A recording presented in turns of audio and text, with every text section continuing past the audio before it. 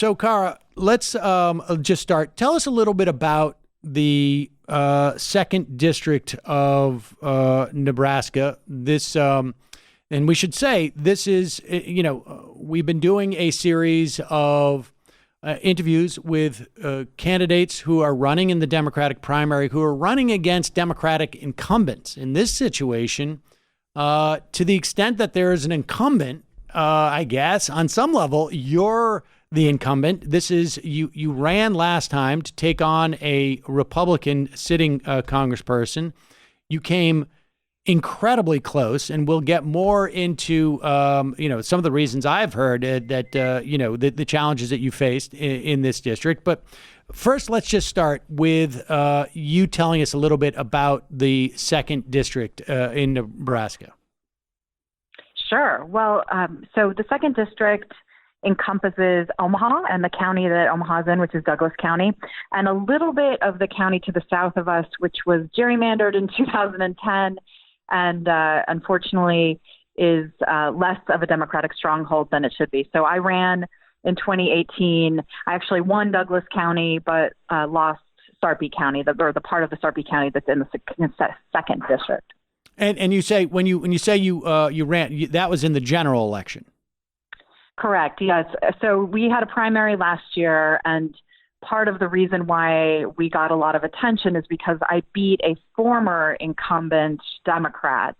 He was in Congress for one term from 2014 to 2016, lost the election in 2016 to a Republican, ran again, and I beat him in the primary by 3.3%.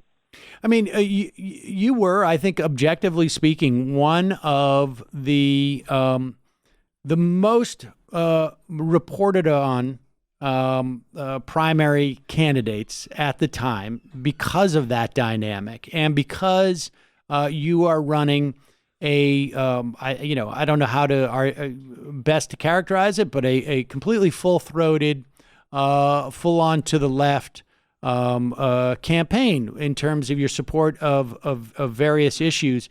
I mean, how much but for folks who weren't following that story in 2018, at least in terms of the primary, tell us what was involved in that, because you have shown up in a lot of pretty big, important reported pieces, particularly about the dynamic with the DCCC. But tell us about that primary and why you had received such attention.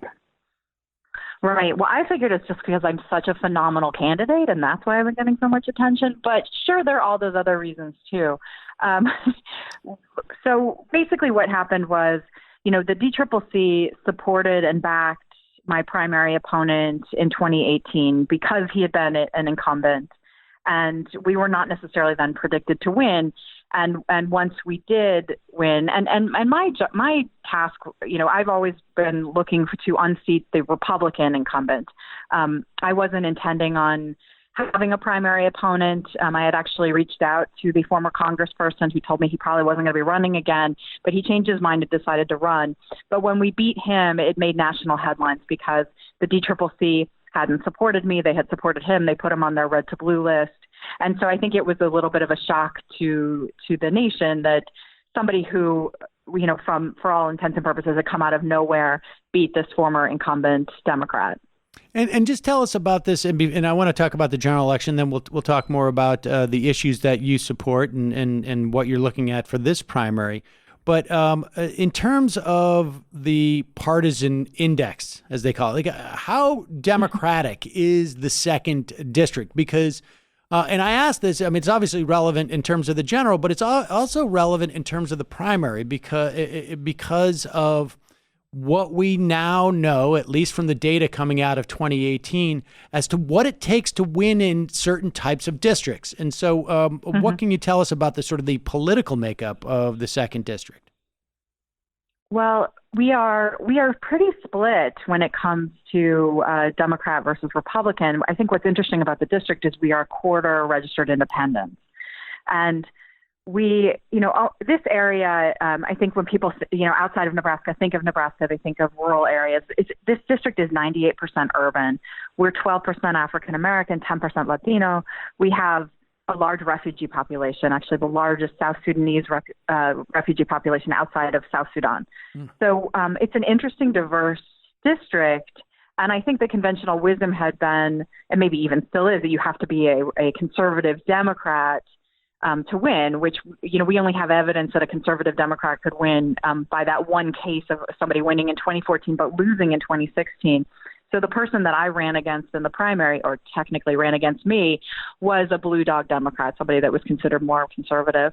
But what's interesting about the district is that when we look at polling, when we look at public opinion, the platform that I'm running on, the policies that I support are vastly they're supported by a vast majority of people. Most people think that we need to do something about climate change, that people deserve a livable wage, that we need to fix and expand healthcare. So it's always interesting to me when people kind of peg a candidate as far left or far right. Like, I see my candidacy and my platform as being much more mainstream because it's widely supported by so many people. Well, what's interesting, and earlier this week on my other show, The Majority Report, I interviewed a statistician and a pollster who, by all accounts, made the earliest prediction about the 2018 election, and almost down to the numbers of Democratic pickups had made that prediction 4 months out, way before anybody else had. And she said that because, and she has this idea of a new paradigm that she has, that districts like yours, and ones that are even more Republican than yours, that because the electorate is so polarized, that even the independents already predetermined who they lean towards in terms of parties. They either lean Republican or they lean Democrat, and that the key to these type of elections is mobilization of people who already agree with you, and that is very much driven by a negative partisanship. And in fact, the vast majority of people who won in these contested races were people who made sharp distinctions with their Republican challenger, and that the blue dog Democrats lost in 2018. And in fact, she cited you specifically as one of the rare cases where someone with your politics would lose, but that was more of a function of the DCCC afraid on some level that you would be a proof of concept of what happens when you run on these progressive populist issues in a purplish district. And so I'm fascinated by this, and obviously it has big implications going forward. And I think people want to know why they should be supporting you on the second attempt to you to do this. And you lost by an incredibly small amount, didn't you, in the general election? Yes, by 1.9%. It was one of the closest races in the country. And you could tell me if I'm wrong here. The DCCC, and, people, I guess, could argue as to why they were motivated to do so. They gave you virtually no support. To the extent that they gave you any support, it was completely anemic. And you lost by what you told me was the smallest margin of a loss in all of 2018.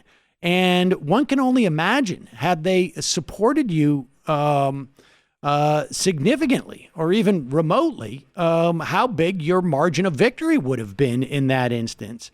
But you tell me if I'm wrong. Did you get in that general election, do you feel like you got the full support of the DCCC? No, and we know now that we didn't. They actually pulled an ad buy a couple of weeks prior to the election. So, and we know that those ads can actually move the needle 1 or 2 points. So yes, had they come in and fully supported my candidacy, we might be having a different conversation right now. And as I said in the last segment, that the data shows that folks like yourself were more likely to win these races in 2018 than blue dog Democrats. So tell us about the proposals that you are pitching to constituents in Nebraska's 2nd district. Well, one of the ways that we won the primary and did so well in the general is by knocking on doors. We knocked on over 200,000 doors. And we learned a lot from doing that. And the number one issue for people here is healthcare, and that continues to be the same as we knock on doors now. So I believe, right now, I think we're in a bit of a healthcare crisis as the Republican Party is basically threatening to take away healthcare from millions of Americans. And so we need to save our healthcare system.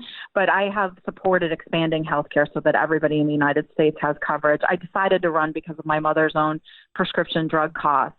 And I meet people every day who share those very similar stories to me of how they're having to choose between prescription medication and putting food on the table for their families. So this is the number one issue here. I think it's probably the number one issue for people across the country. And we need people who are going to put out bold solutions to solve our healthcare issues. All right. So healthcare is up there. And give us a sense of where you are on climate change. So I ran a children's environmental health organization for 13 years here in Omaha called Omaha Healthy Kids Alliance. And our focus was safe, energy efficient, healthy housing. So I've seen firsthand the impact that creating an energy efficient home has for people living in poverty, for middle class working families, because they pay such a proportionately larger amount of their income for their utility bills than the rest of America. So we need absolutely bold solutions for climate change right now to deal with the pollution that's happening. In Nebraska, we're seeing this with flooding.